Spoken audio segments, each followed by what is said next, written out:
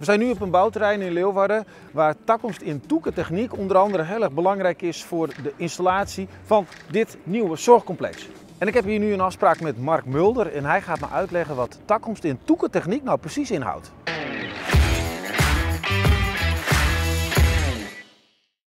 Hey Mark, takkomst in toekentechniek, het bekt in ieder geval heerlijk. Het is net een bekende reclame hè, van een biermerk. Is dat de bedoeling geweest? Nee, dat was niet de gedachte erachter, maar het is wel belangrijk dat het een beetje lekker bekt en dat het moet een Fries initiatief uitstralen, maar het moet vooral ook toekomst uitstralen. Ja. Dat vinden we heel belangrijk. Want kan je eens uitleggen wat jullie precies doen? Ja, een takkomst in toekentechniek is een zij-instroomproject waarin wij proberen om jonge mensen of om zij-instromers op te leiden voor een toekomst in de techniek. Je hebt het over zij-instromers, maar om wat voor mensen gaat het precies? Het gaat in principe om een hele diverse groep mensen. Achtergrond vinden wij niet zo heel belangrijk. Het allerbelangrijkste is dat je gemotiveerd bent om in die techniek aan de slag te gaan. En natuurlijk hoort daar een klein beetje opleidingsniveau bij. Over het algemeen hanteren wij MBO niveau 2 als instroom. Het project houdt in dat je in 8 weken eigenlijk wordt klaargestoomd om mee te kunnen draaien op een project.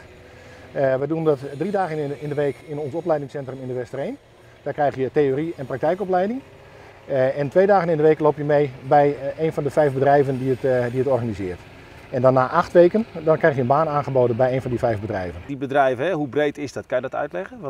Het zijn 5 installatiebedrijven uit Friesland.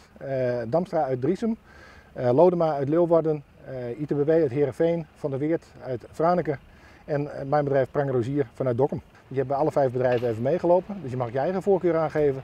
De bedrijven geven hun voorkeur aan en dat proberen we met elkaar te matchen.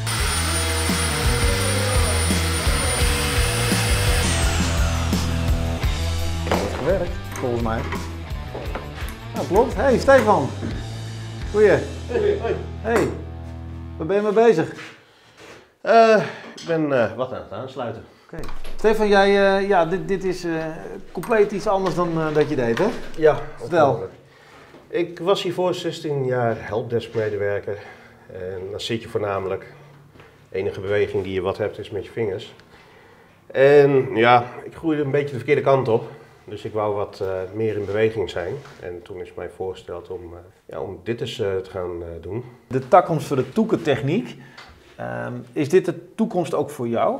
Ja, het is pittig werk. Maar het is wel dankbaar werk. Eerst maar even om koffie. Nou, daar ben ik wel aan toe. Waar de koffie ging eenmaal. Er zijn dus heel veel mensen nodig in de techniek in Friesland. Want er wordt heel veel gebouwd, ook in Beesterswaag. En daar is Marines en dat is zo'n toekeneen in de techniek.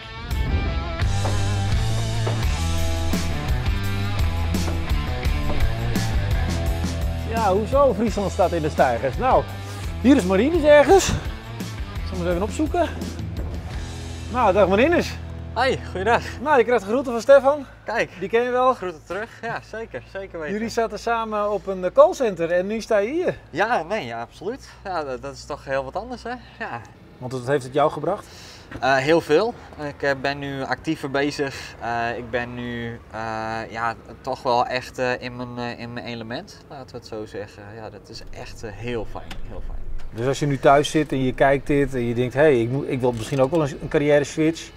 Zou je ze adviseren? Ik zeg doen. Ja, zeker. Je wordt echt goed klaargestoomd. En ja, top. Echt, ik raad het ten zeerste aan. Nou, dit is een regenpijp. Ja, HWA inderdaad, klopt. Maar wat moet je daarmee doen? Nou, ik moet hem monteren en ja, eigenlijk is het net wat te zwaar voor 1 persoon. En iets omhoog drukken. Iets omhoog. Ja, top. Dan ga ik hem eventjes vast draaien.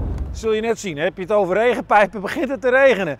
Nou, met de kennis die ik opgedaan heb, zou ik het misschien nog kunnen thuis, een regenpijpje aanleggen.